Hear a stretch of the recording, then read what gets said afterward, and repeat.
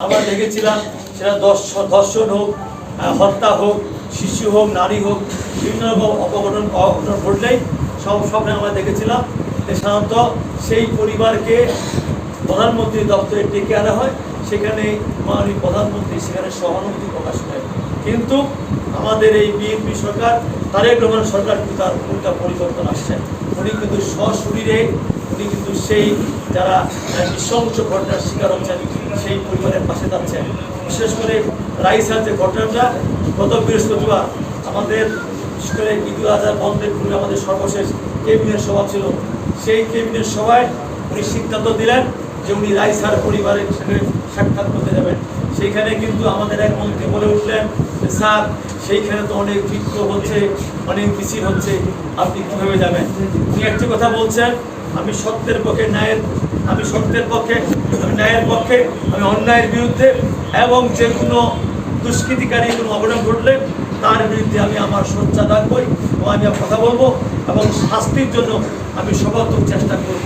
সেই দিন শুধু আমাদের কয়েকজন মন্ত্রীকে কিন্তু বলেই ফেললেন, আজকে আমি যাচ্ছি, আপনি দু একজন আমাকে ওখানে বিক্ষোভের কথা বলছেন, মাননীয় মহাসচিব আপনি কিন্তু কন্যা সন্তানের জনক, মাননীয় স্বরাষ্ট্রমন্ত্রী আপনি কন্যা সন্তানের জনক, মাননীয় সমাজ কল্যাণ মন্ত্রী আপনিও কন্যা সন্তানের জনক, কাজেই আমিও কন্যা সন্তানের জনক। কাজে একটা আল্লাহ তাআলার প্রদত্ত কন্যা সন্তানের প্রতি পিতার একটা আলাদা মমত্ববোধ, একটি টান থাকে। সেখান থেকেই আজকে যে রাইসাকে হত্যা করা হয়েছে ধর্ষণে পড়ে, আমি মনে সেটা আমার একটা সন্তান। আমি সেই রাইসাকে দেখতে যাব, কোথায় বিক্ষোভ হলো, কোথায় মিছিল হলো, কে আমার বিরুদ্ধে বললো, আমি সেটা জানতে চাবো না, শুনতে চাবো না, আমি সেখানে যাবই, তাদের পাশে দাঁড়াবই। এবং তখনই কিন্তু আমরা ক্যাবিনেট মিটিং শেষ করে বেরোর আগে কিন্তু মাননীয় প্রধানমন্ত্রীকে আমরা দেখলাম, উনি স্বরাষ্ট্রমন্ত্রী এবং আইনমন্ত্রীকে সঙ্গে নিয়েই উনি কিন্তু সেই পল্লবী চলে গেলেন।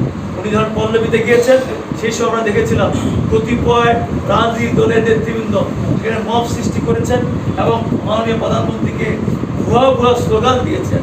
মাননীয় প্রধানমন্ত্রী কিন্তু তাদের এই ভুয়া স্লোগানের প্রতিরোধে একটি কথা বলেন নাই।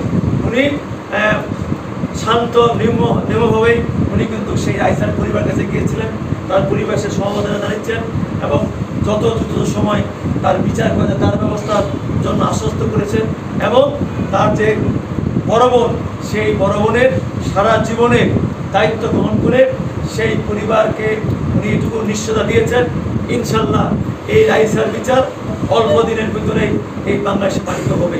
আমাদের স্বরাষ্ট্রমন্ত্রী মাননীয় আইনমন্ত্রী বারবার একটি কথা বলেছেন যে এই মামলা চার্জশিট দিতে হবে, চার্জশিট না 164 শুধু নয়, আমাদের যখন ফরেন্সিক রিপোর্ট আমরা পাবো তখনই কিন্তু সেই বিচারকে নিয়ে আর কোনো বিতর্ক থাকবে না।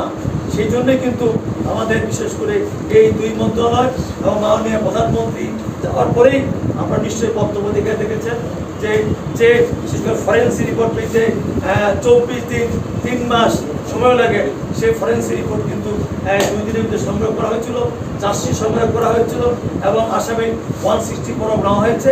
আমার বিশ্বাস এই বন্ধের পরে হাইকোর্ট করলেই আমরা সেই যে কাঙ্ক্ষিত বিচার, সেই কাঙ্ক্ষিত বিচার বা একটা বাংলাদেশের ইতিহাস তৈরি করার মধ্যে একটা আমরা রায় দেখতে পাবো।